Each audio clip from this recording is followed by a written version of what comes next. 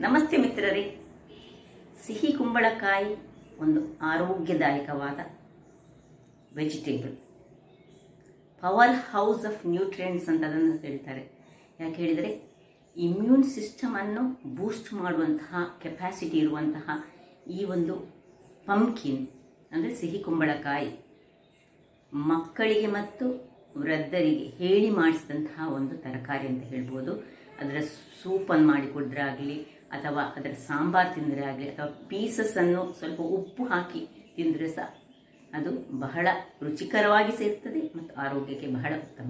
ಇವತ್ತು ನಾನು ಈ ಪಂಪ್ಕಿನ್ನನ್ನು ಯೂಸ್ ಮಾಡಿ ಒಂದು ಗಾರಿಗೆಯನ್ನು ತಯಾರಿಸಿದ್ದೇನೆ. ಅದು ಗೋಧಿ ಹಿಟ್ಟನ್ನು ಬಳಸಿ ಮಾಡಿದ್ದೇನೆ. ನೀವು ಅಕ್ಕಿಯನ್ನು ಬಳಸಿ ಸಹ ಮಾಡಬಹುದು. ಹಾಗಾದರೆ ಈ ಒಂದು ರುಚಿಕರವಾದ ಪಂಪ್ಕಿನ್ನಿಂದ ಮಾಡಿದಂತಹ ಗಾರಿಗೆ ಹೇಗೆ ಮಾಡುವುದನ್ನು ನೋಡುವ ಮೊದಲು ಯಾರೆಲ್ಲ ನನ್ನ ಚಾನಲನ್ನು ನೋಡ್ತಿದ್ದೀರಿ, ಯಾರೆಲ್ಲ ಇನ್ನೂ ಸಬ್ಸ್ಕ್ರೈಬ್ ಮಾಡಿಲ್ಲ, ದಯವಿಟ್ಟು ಸಬ್ಸ್ಕ್ರೈಬ್ ಮಾಡಿ ಸಪೋರ್ಟ್ ಮಾಡಿ ಅಂತ ಹೇಳುತ್ತಾ ಬನ್ನಿ ಈ ಸಿಹಿ ಕುಂಬಳಕಾಯಿಯ ಗಾರಿಗೆಯನ್ನು ಹೇಗೆ ಮಾಡುವುದು ಎಂದು ನೋಡೋಣ. ಮಿತ್ರರೇ, ಇವತ್ತು ಈ ಪಂಪ್ಕಿನ್ನನ್ನು ಬಳಸಿ ಗಾರಿಗೆಯನ್ನು ಮಾಡೋಣ. ನಾವು ಹೆಚ್ಚಾಗಿ ಗಾರಿಗೆಯನ್ನು ಜಾಕ್ ಫ್ರೂಟ್ ಅಂದರೆ ಹಲಸಿನ ಹಣ್ಣಲ್ಲಿ ಮಾಡ್ತೇವೆ. ಈ ಒಂದು ಪಂಪ್ಕಿನ್ ಯಾರಿಗೆ ಹಲಸಿನ ಹಣ್ಣು ಕೆಲವರಿಗೆ ತಿಂದರೆ ಆಗುವುದಿಲ್ಲ ಅಥವಾ ಕೆಲವರಿಗೆ ಸ್ವಲ್ಪ ಡಯಾಬಿಟಿಸ್ನವರಿಗೆ ತೊಂದರೆ ಇಲ್ಲ, ಆದರೆ ತಿನ್ನಬಾರ್ದಂತ ಹೇಳಿದರೆ ಇದನ್ನು ಉಪಯೋಗಿಸಿ ನಾವು ರುಚಿಕರವಾದ ಗಾರಿಗೆಯನ್ನು ಮಾಡಬಹುದು. ಈಗ ಬೇಕಾದ ಸಾಮಗ್ರಿ 250 ಗ್ರಾಮ್ಸ್ನಷ್ಟು ಈ ಪಂಪ್ಕಿನ್ ಅನ್ನು ತೆಗೆದುಕೊಂಡಿದ್ದೇನೆ. ಈಗ ಇದರ ಸಿಪ್ಪೆ ಎಲ್ಲ ತೆಗೆದುಕೊಳ್ಬೇಕು. ಅದರ ಮೊದಲು ನೋಡಿ 5 ಏಲಕ್ಕಿ, ಸಣ್ಣ ಸಣ್ಣದ ಏಲಕ್ಕಿ, ಒಂದು 3 ಸಹ ಸಾಕಾಗ್ತದೆ. ಒಂದು 10 ಕಾಳುಗಳಷ್ಟು ಕರಿಮೆಣಸು, ಒಂದು 25ರಿಂದ 30 ಗ್ರಾಮ್ಸ್ನಷ್ಟು ಬೆಲ್ಲ. ಬೆಲ್ಲ ನಿಮ್ಮ ಸಿಹಿಯನ್ನು ಅವಲಂಬಿಸಿ ಉಂಟು. ಇದು ಗೋಧಿಯ ಹುಡಿ, ಒಂದು ಬೌಲು ಹೇಳಿದರೆ ಈ ಬೌಲಲ್ಲಿ 2 ಬೌಲು. 2 ಬೌಲಿಗೆ ನಾನು 1 ಬೌಲ್ನಷ್ಟು ಬೆಲ್ಲವನ್ನು ತೆಗೆದುಕೊಂಡಿದ್ದೇನೆ. ಮತ್ತು ಒಂದು ಅರ್ಧ ಬೌಲ್ನಷ್ಟು ತೆಂಗಿನ ತುರಿ, ಫ್ರೆಶ್ ತೆಂಗಿನ ತುರಿ ಹಾಕದಿದ್ದರೆ ಸಹ ನಡೀತದೆ. ಫ್ರೆಶ್ ತೆಂಗಿನ ತುರಿ ಇದ್ದರೆ ಹಾಕೊಳ್ಳಿ. ಮೊದಲಿಗೆ ಇದರ ಸಿಪ್ಪೆಯನ್ನು ತೆಗೆದುಕೊಳ್ಳೋಣ. ನೋಡಿ, ಎಲ್ಲ ಸಿಪ್ಪೆಯನ್ನು ತೆಗೆದುಕೊಂಡು ತೋರಿಸ್ತೇನೆ ನಾನು ನಿಮಗೆ. ವೀಕ್ಷಕರೇ ನೋಡಿ, ಇಷ್ಟು ಸಣ್ಣದಾಗಿ ಹೋಳುಗಳನ್ನಾಗಿ ಮಾಡ್ಕೊಳ್ಳೋಣ. ಮಾಡಿ ಇಂಥ ನೋಡಿ ಈ ಟೈಪಿನ ಪಾತ್ರೆಯಲ್ಲಿ ಇಟ್ಟುಕೊಂಡು, ಇಲ್ಲಿ ನಾನು ಒಂದು ಸ್ವಲ್ಪ ಬಿಸಿ ನೀರಾಗಲಿಕ್ಕೆ ಇಟ್ಟುಕೊಂಡಿದ್ದೇನೆ. ಅದರ ಮೇಲೆ ಇಟ್ಟುಕೊಂಡು ಇದನ್ನು ಸ್ಟೀಮಲ್ಲಿ ಸುಳಿಗೆ ನಾವು ಬೇಯಿಸ್ಕೊಳ್ಬೇಕು. ಈ ನಡುವಿನ ಪೋರ್ಷನ್ ಬೇಡ, ನೋಡಿ ಇದನ್ನು ತೆಗೆದುಕೊಳ್ಬೇಕು. ಇದು ಅಗತ್ಯ ಇಲ್ಲ.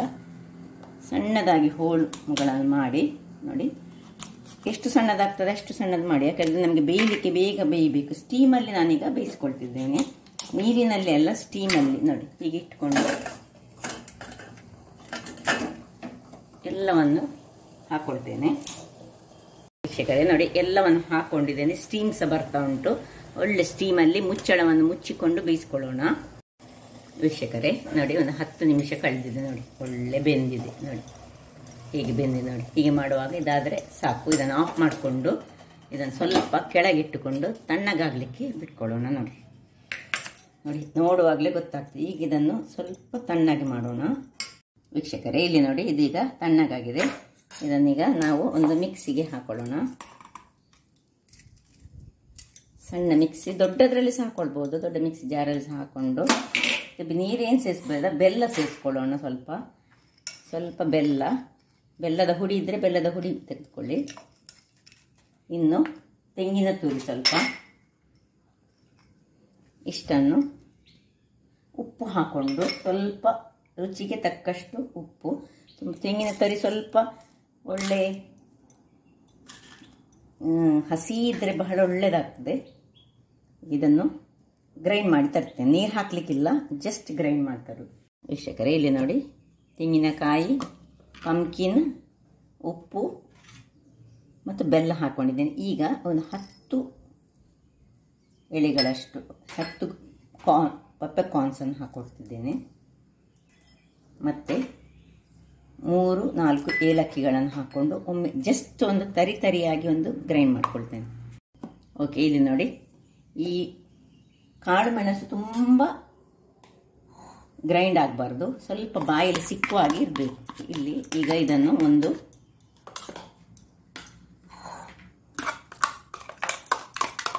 ಬೌಲಿಗೆ ಶಿಫ್ಟ್ ಮಾಡ್ಕೊಳ್ತಿದ್ದೇನೆ. ನೀರು ಹಾಕಲಿಲ್ಲ, ಏನು ಇದೆಲ್ಲ ನೀರು ಪಂಕಿನ್ನಲ್ಲಿದ್ದ ನೀರೇ, ಕುಂಬಳಕಾಯಿಯ ನೀರೇ ಇದರಲ್ಲಿ ಈಗ ಇರುವುದು. ಈಗ ಇದಕ್ಕೆ ನೀವು ಬೇಕಿದ್ರೆ ಅಕ್ಕಿಯನ್ನು ನೆನೆ ಹಾಕಿ ಸಹ ಮಾಡ್ಬೋದು. ಈಗ ನಾನು ಇನ್ಸ್ಟೆಂಟ್ ಆಗಿ ಮಾಡ್ತಿದ್ದೇನೆ, ಗೋಧಿ ಹುಡಿಯಲ್ಲಿ ಮಾಡ್ತಾ ಇದ್ದೇನೆ. ಗೋಧಿ ಹುಡಿಯನ್ನು ಇದಕ್ಕೆ ನೋಡುವ ಗಟ್ಟಿಯಾಗಿ ಬರಬೇಕು, ಅಷ್ಟು ನಾವು ಚೆನ್ನಾಗಿ ಇದನ್ನು ಮಿಕ್ಸ್ ಮಾಡ್ಕೊಳ್ಳೋಣ. ನೋಡಿ ಈ ರೀತಿಯಾಗಿ ಸ್ವಲ್ಪ ಗಟ್ಟಿಯಾಗಿ ನಾವು ಹೇಗೆ ನಾವು ಗಾರಿಗೆ ಮಾಡ್ತೇವೆ ನೋಡಿ, ಈ ಹಲಸಿನ ಹಣ್ಣಿನ ಗಾರಿಗೆ ಹಾಗೆ ನಾನು ಮಾಡ್ಕೊಳ್ಳೋದು.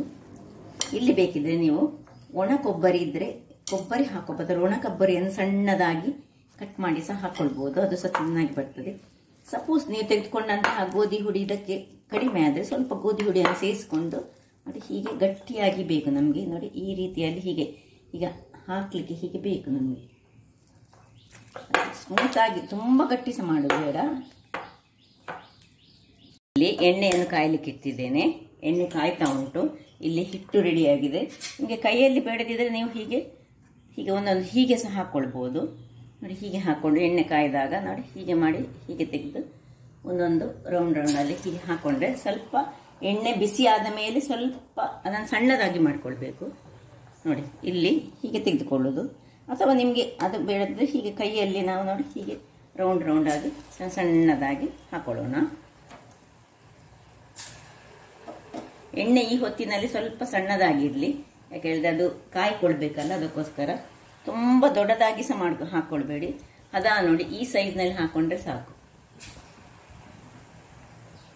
ವೀಕ್ಷಕರೇ ಇಲ್ಲಿ ನೋಡಿ ಆಗ್ತಾ ಬಂತಿದ್ದು.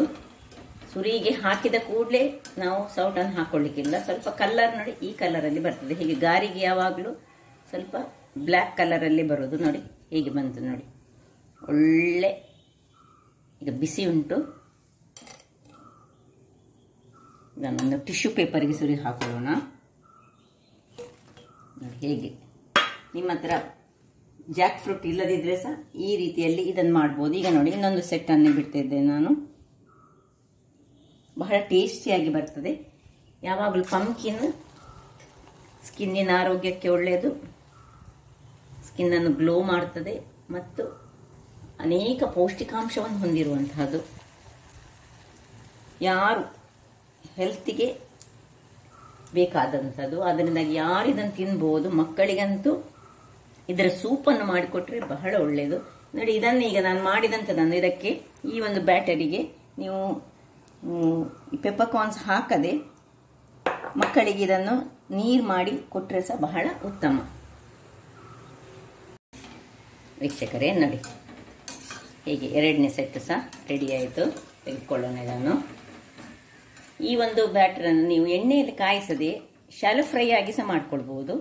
ಹಾಗೆ ಮಾಡಿದರೆ ಸಹ ರುಚಿಕರವಾಗಿ ಬರ್ತದೆ. ಸ್ವಲ್ಪ ಆಗ ಎಳ್ಳು ಹಾಕೊಂಡು ಶಾಲೋ ಫ್ರೈ ಮಾಡಿದರೆ ಬಹಳ ಉತ್ತಮ. ಎರಡನೇ ಸೆಟ್ ಸಹ ರೆಡಿಯಾಗಿದೆ. ಸ್ವಲ್ಪ ಕಲರ್ ಈ ರೀತಿಯಾಗಿ ಬರ್ತದೆ ನೋಡಿ, ಹೇಗೆ ಬಂದಿದೆ ನೋಡಿ. ಸ್ವಲ್ಪ ಟಿಶ್ಯೂಲ್ಲಿ ಇಟ್ಟು ಮತ್ತೆ ಇದನ್ನು ಇದಕ್ಕೆ ಶಿಫ್ಟ್ ಮಾಡ್ಕೊಳ್ಳೋಣ. ಎಣ್ಣೆಗಳೆಲ್ಲ ಹೋದ ಮೇಲೆ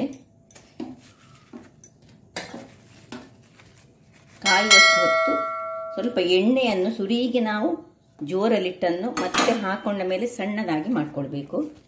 ನೋಡಿದ್ರಲ್ಲ ವೀಕ್ಷಕರೇ, ಒಂದು ಸುಲಭ ವಿಧಾನದಿಂದ ಹೆಲ್ದಿಯಾದ ಗಾರಿಗೆ, ಜಾಕ್ ಫ್ರೂಟ್ನ ಗಾರಿಗೆ ಸಹ ಬಹಳ ಹೆಲ್ದಿಯೇ.